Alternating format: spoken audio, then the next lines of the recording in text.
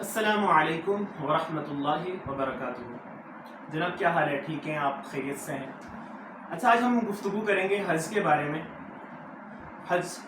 ان اہم فرائض میں سے ہے جو اللہ تعالیٰ نے مسلمان کے اوپر فرض کیے ہیں۔ مسلمان کے اوپر فرض ہے، ایک آزاد آدمی کے اوپر فرض ہے، ایک عاقل آدمی کے اوپر فرض ہے، اور اسی طرح ایک ایسا آدمی کے اوپر فرض ہے جس کو اللہ تعالیٰ نے اتنا مال دیا ہو جس سے وہ حج کو ادا کر سکے،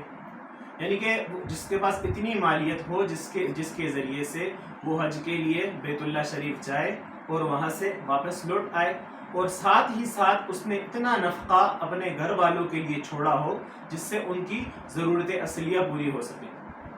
تو اس آدمی کے اوپر حج فرض ہے۔ ایک بیمار آدمی ہے، اس کے اوپر بھی حج فرض نہیں ہے، بلکہ تندرست آدمی کے اوپر حج فرض ہے۔ ایک عورت ہے، اس کے اوپر حج فرض ہے لیکن اس کے ساتھ محرم نہیں ہے، تو اس کے اوپر بھی حج فرض نہیں ہے۔ لیکن ایک ہے کہ عورت کے اوپر حج فرض ہے، اس کا شوہر اس کو اجازت نہیں دے رہا، لیکن اس کے ساتھ کوئی اور محرم ہے جیسے بھائی ہے، والد ہے، تو پھر وہ عورت بغیر اجازت کے بھی حج کے لیے جا سکتی ہے، کیونکہ حج اس کے اوپر فرض ہے۔ اچھا، حدیث شریف میں آتا ہے من حج للہ فلم یرفث ولم یفسق رجع کیوم ولدتہ امہ۔ نبی کریم صلی اللہ علیہ وسلم کا ارشاد ہے کہ جس نے حج کیا صرف اور صرف اللہ کی رضا کے لیے، اس کا مقصد صرف اور صرف اللہ کی رضا ہے، ٹھیک ہے، وہ یہاں سے تجارت کے غرض سے نہیں گیا، وہ یہاں سے اس غرض سے نہیں گیا کہ لوگ کہیں گے کہ یہ حاجی بن گیا، ٹھیک ہے، یا کسی اور غرض سے وہ نہیں گیا، ٹھیک ہے، صرف اور صرف اس کا مقصد اللہ کی رضا حاصل کرنی تھی، اللہ کو خوش کرنا تھا، اللہ تعالیٰ کا یہ حکم، اللہ تعالیٰ کی طرف سے یہ فرضیت جو اس کے اوپر تھی اس کو بجا لانا تھا، اس فرضیت کو ادا کرنا تھا، تو صرف اس مقصد سے گیا تھا، تو پھر اللہ کے نبی کریم صلی اللہ علیہ وسلم کیا فرماتے ہیں؟ من حج للہ، کہ جس نے حج ادا کیا للہ، صرف اور صرف اللہ کے لیے۔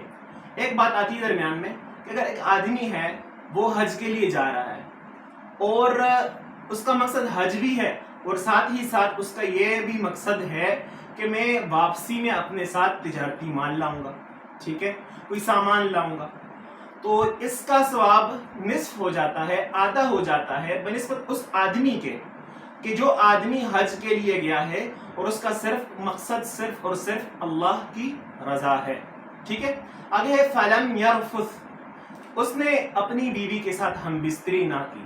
جس نے اللہ کی رضا کے لیے حج کیا اور اس حال میں کہ اپنی بیوی کے ساتھ ہم بستری اس نے نہیں کی، ٹھیک ہے، اور نہ ہی فوش گوئی کی۔ فلم یرفث، رفث کا مطلب ہے ہم بستری کرنا یا فوش گوئی کرنا ہے رفث کا مطلب۔ ولم یفسق، اور نہ ہی اس نے کوئی کبیرہ گناہ کیا، نہ ہی کبیرہ گناہ کیا اور نہ ہی صغیرہ یعنی کہ چھوٹے گناہ کے اوپر اصرار کیا، نہ بڑا گناہ کیا اور نہ چھوٹے گناہ کے اوپر اصرار مطلب یعنی کہ بار بار کیا، ٹھیک ہے۔ ہاں، کبیرہ گناہ صغیرہ گناہ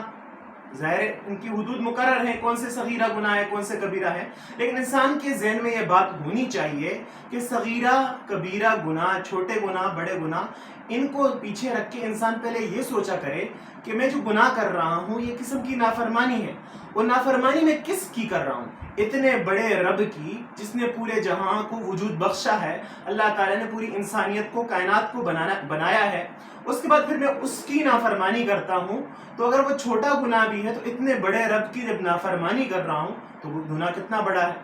کتنی بڑی نافرمانی ہے، کتنا بڑا خسارہ ہے۔ تو اسی لیے وہ آدمی ولم یفسق، وہ کبیرہ گناہ سے بھی بچ گیا اور صغیرہ گناہ کے اوپر اصرار سے بھی بچ گیا۔ اچھا، دوسری بات ہے توبہ نہ کرنا، گناہوں سے توبہ نہ کرنا، یہ بھی کبیرہ گناہ ہے، جیسے قرآن کی آیت ہے وَمَن لَمْ يَتُبْ فَأُولَٰئِكَ هُمُ الظَّالِمُونَ، کہ جس نے توبہ نہیں کی تو وہ اپنے حق میں ظالم ہے، وہ حد سے تجاوز کر رہا ہے، اپنے ہی حق میں ظالم ہے، اپنے اوپر ظلم کر رہا ہے، ٹھیک ہے۔ وَلَمْ يَفْسُقْ رَجَعَ كَيَوْمٍ وَلَدَتْهُ أُمُّهُ، جو جس آدمی نے اللہ کی رضا کے لیے حج کیا، ٹھیک ہے، اور اس طرح اس نے ہم بستری نہ کی، فحش گوئی نہ کی، کبیرہ گناہ سے بچا رہا، صغیرہ گناہ کے اوپر اصرار نہ کیا، تو وہ ایسے لوٹے گا حج سے، اس طرح سے لوٹے گا، اس حالت میں لوٹے گا کہ جیسے کہ وہ اور گناہوں سے اس طرح سے صاف ہو جائے گا جیسے کہ ایک بچہ ہوتا ہے جب اس کو ماں جنتی ہے اور وہ بچہ پیدا ہوتا ہے اور گناہوں سے صاف ہوتا ہے، اس طرح سے یہ آدمی اس حج کے ذریعے سے گناہوں سے صاف ہو جاتا ہے۔